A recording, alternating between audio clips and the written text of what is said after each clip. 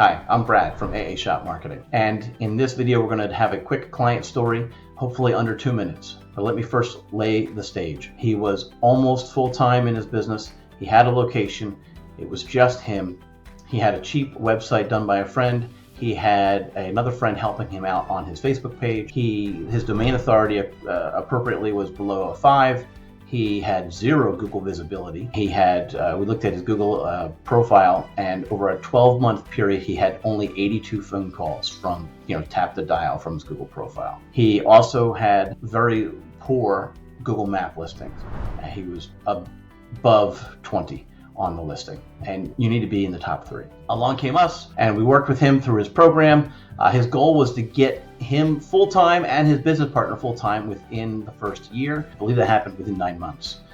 But we took another closer look at his program after 2 years and did a quick comparison. As you can see in the blue over here, steady domain authority of over 20. If you don't know what domain authority is, you can read about that on our blog. He had over 8,000 visits to his website every single month. He had over 1,100 phone calls from his Google business profile. That does not count the number of calls he got from his Facebook page or the number of calls that he got from his website directly.